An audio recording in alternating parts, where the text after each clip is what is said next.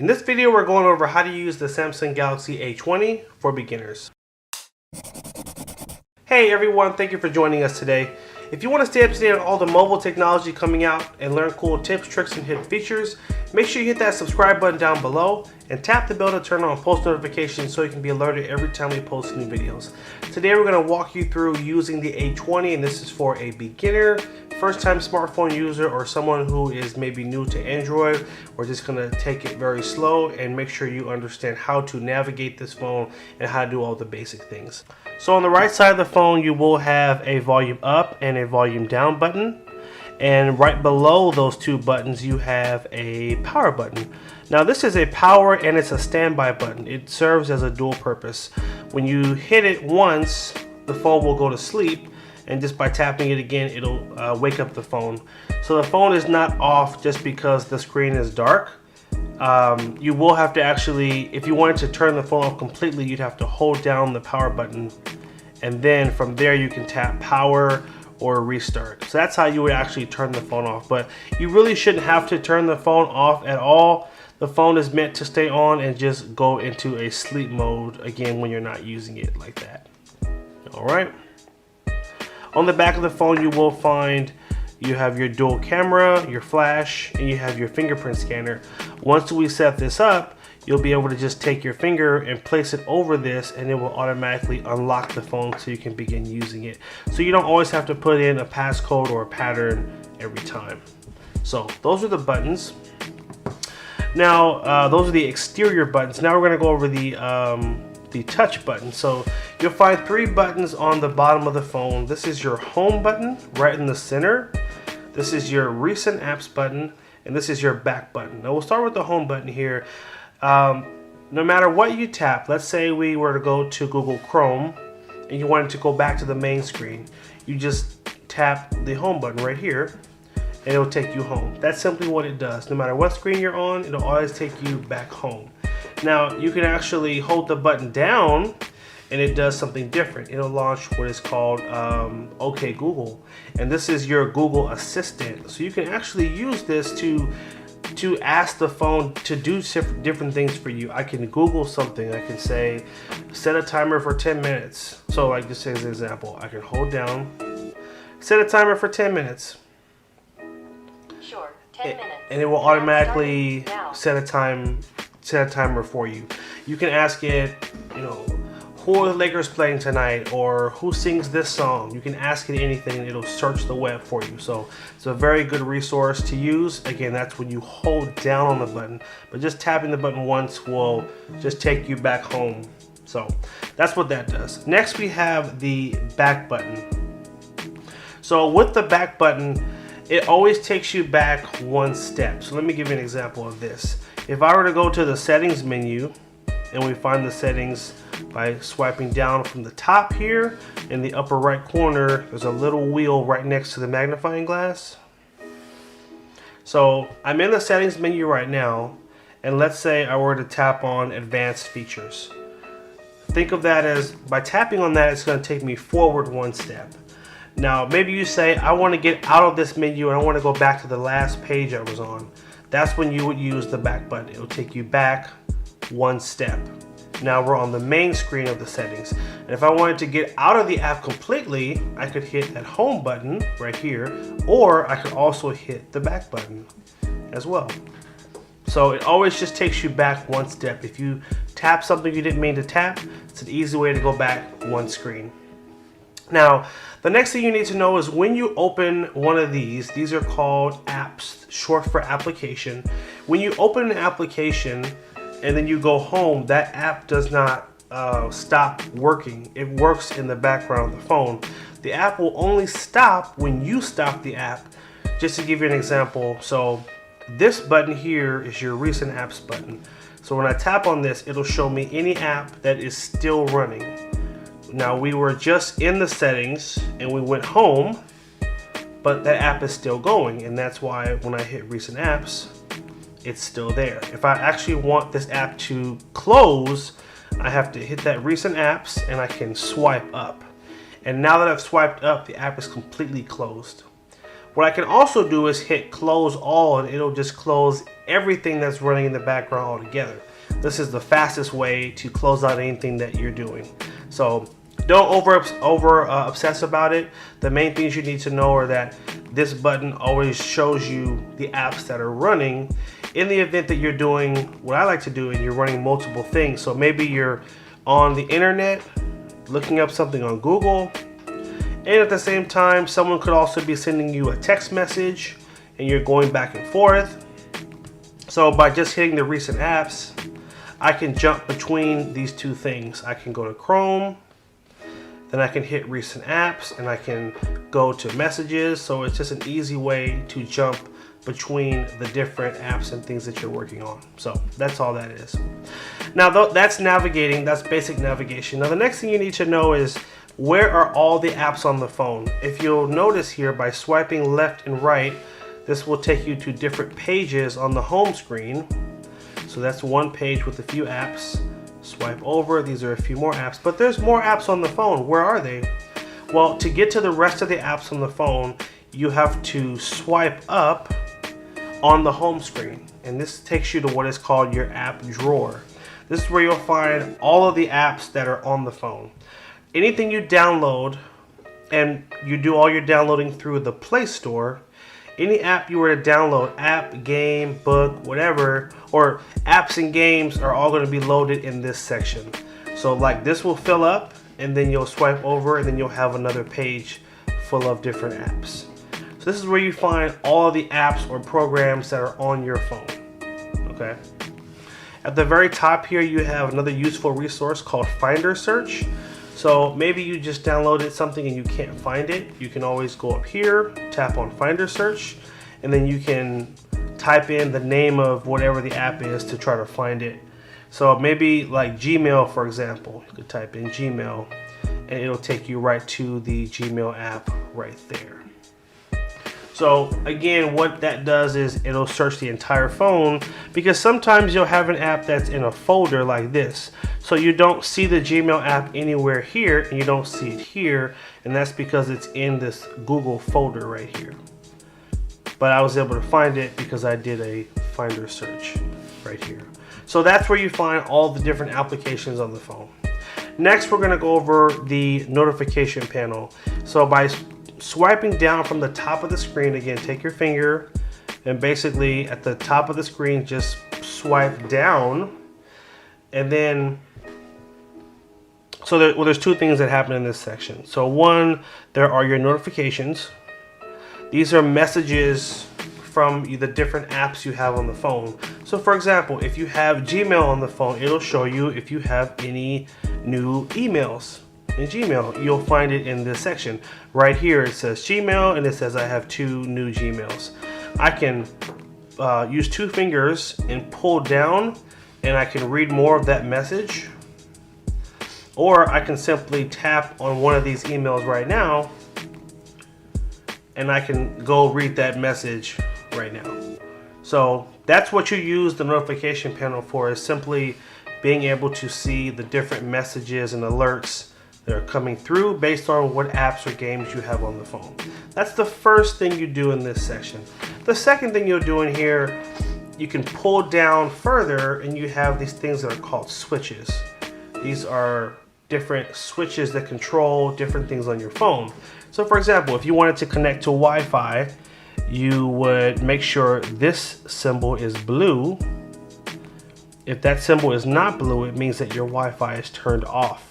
So to turn your Wi-Fi on, you'd have to tap it once to turn Wi-Fi on, and then if you actually want to connect to a network, maybe you're at a Starbucks and you want to use their Wi-Fi, you would hold down on this button and it would take you to the Wi-Fi setting in the phone.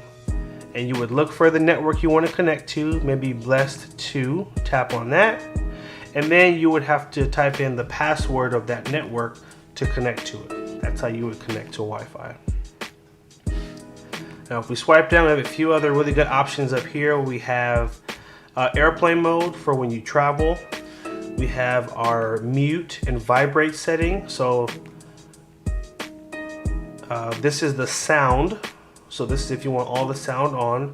I can tap it once to put the phone on vibrate, and tap it again to put it on a complete mute so the phone won't make any noise. And then I can tap it again to turn the sound back on. So that's how you would put the phone on vibrate or turn the sound off.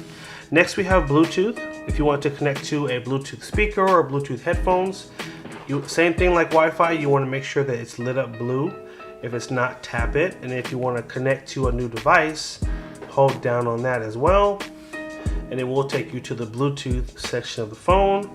And then you'll look for the device you want to connect to. Tap on it and it should automatically connect. Okay. Next, we have our mobile hotspot. In case you want to use your phone as a mobile hotspot, you can tap on this and you can create internet from your phone that you can then connect to from a tablet. We have a flashlight. By tapping this, you can use your phone as a flashlight. Come in the house and forget to turn the lights on. Very convenient. We also have a power saving mode. So if your battery is low and you need to make sure your phone is going to work for the next 2 hours, you can tap on the power save mode option and this will stretch your battery a lot longer. Now there's another page of switches. You just swipe to the left and you have a do not disturb, NFC, night mode, navigation bar. A lot of these aren't as important, so I'm not going to go through each one. I'm going to swipe back. The other important one I think you should be using is the blue light filter. Now this is for when you're using your phone at nighttime or in very low light environments. This will actually help your eyes. It kind of puts a blue tint over the phone so that your eyes don't get fatigued from looking at your phone so much. So definitely recommend you use that feature. So those are the notification switches. These are your notifications. And the last thing I just kind of want to go into in a little detail is how you download apps and games on the phone. So you will need to go to the Play Store, which is right here, and tap on that icon. Now, if you haven't set the phone up yet, if you tap on that icon, it might take you to a different screen that will ask you to put in a Gmail account. You will need a Gmail or a Google account in order to be able to download apps and games on the phone. If you don't have one, go to gmail.com. In the right corner of that website, there should be a blue button that says Get Gmail. You'll click on that and you can then look for another button that says Create Account. And you can create your own Gmail account that you would then use to sign into the phone. And once you have that, you'll be able to go through the App Store and download games and different apps for the phone. So I'm in the games section right now, but basically if there's something you want to download, let's say you want to watch Netflix, you would tap in the box at the top of the screen here and where it says search for apps and games, and we could type in Netflix. And Netflix came up first, tap on that. And then you tap install. That's how you download an app. Very easy. Now, every now and then you'll see an app that's not free. Just to give you an example, if I tap on Disney Plus, this button will just say install. But if this wasn't a free app, instead of install, this would have a price. It would say 99 cents or $2 or $5. If you ever see a price in this bar, it means you do have to pay for it. So just be aware of that. And when you tap on that, it will ask you to add a credit card to your account to pull the payment from. So just FYI. So we just downloaded Netflix. Now, how do we find Netflix? Where is it on the phone? We're gonna swipe up, swipe to the left, and there is our Netflix app right in our app drawer. It just goes right to the next one. So there's Netflix. Okay, so those were the main basics. Now I'm gonna give a disclaimer. I'm gonna go into even more detail in the next half of this video. If you feel like you've got what you need, you can stop watching from here. I'm gonna take it to another level of simplicity and go over how to make a phone call, how to send a text message, how to take pictures. So if you feel you need more, keep watching. But if you feel like you've got enough and you understand how to use the phone, feel free to click off and move on to the next thing. All right, so let's go ahead and keep going. Now, to make a phone call, you will need to go to the green call button at the bottom. This is your phone app. And you have 4 different options at the bottom here. The important options are going to be keypad, because keypad is where you're going to see your numbers and be able to type in a phone number. You'll have recent.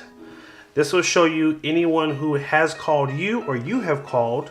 And generally, if you only call the same people over and over again, you can just go to recent and find the person in the list, tap on their phone number and call them that way. So that's an easy way to make calls if you just talk to the same people. You also have contacts. Now in the contact section, you are able to go through anyone you have saved as a contact on the phone and find their name and call them. And if you want to save a phone number as a contact, you would need to go to the plus at the top of the screen here. Hit the plus. Now, as a disclaimer, I wouldn't recommend you save contacts to the phone or to your SIM card. Always save your contacts to your Google account, because if you stop using this phone and you decide to switch to a new phone, all you have to do is sign in to the Google account on the new phone and it'll automatically bring all the phone numbers over to the new phone. When you save them to the phone, it's easy for numbers to get lost. Just a small disclaimer. So I'm going to tap on Google and tap in set as default. And here I'll type in the first name, John. And I can add any work information, a phone number, email. I can tap on the camera here and I can add a picture. When John calls, I want this to come up. And then I can hit save. And that easy, I can save someone as a contact in the phone. Okay, so we're going to use that back button to go back. And now we're out of the call app. Once again, keypad to make calls. This is recent calls, and contacts are where you'll find any numbers that are saved in your phone. Next, to send a text message, you will go to this app. This is your messaging app. Now, to send a new message, you're going to tap on this little blue icon here. And then you'll type in the phone number of the person you want to text. So 555-4342. I'm going to then come down here where it says enter message, tap there, and I'm going to say hi. Hi. And then you're going to hit this little green circle to send the message. And that's it. Really easy. That's how you send a text message. Now, this little plus here will allow you to send someone a picture you've taken. So if you've taken a picture on the phone, I can look through this list here and see if that picture is here, or I can go to from gallery, and that's where you'll find the rest of the pictures you've taken on the phone. But let's say I just want to send someone this first picture right here. I'm going to tap on it, hit done, and then use this little green circle and tap that, and then it's going to automatically send that picture to the person. So that's how you would send or text someone a picture. Use our back button to go back one step, and then we can use our home button to go back home. The last thing I want to show you is how to use the camera, and it's this icon right here, the little red background with the little white camera. Tap on that. This is your camera. It will automatically be pointed away from you. Now, to have it point to you, take a selfie, you would need to tap on this icon. This will rotate the camera and turn it the other way. I'm not going to point it at me because you don't want to see me, but if you wanted to take a selfie, that's how you would do it. You hit the white button, that will take a picture, and then I can hit this button again to turn the camera back around. Now, if you want to see the picture you just took, you tap on the little circle right next to the shutter. This is the shutter button. This is the gallery. So tap here, and I can see the picture that I just took. Really easy. If I want to go back to the camera, I can use the back button. If I want to send this picture to someone, I can simply tap on this button. This is your share button. If I hit share, I can text this to someone or send it as an email. Let's say I want to send it as a message. I can tap on message, and I hit the wrong button, so let's try again. Message. And then I can type in the name of the person I want to send it to, and then it'll open up a text message for me. So, or I can say, I don't like this picture, I want to delete it. You can just hit that delete button or the trash can and turn into trash. Okay, and hit our home button to go back home. So these have been the basics on how to use the Samsung Galaxy A20. Hope you guys did find this video helpful. Make sure you like, favorite, and share if it was helpful. Hit that subscribe button and stay tuned for more videos. Take care and have a good one.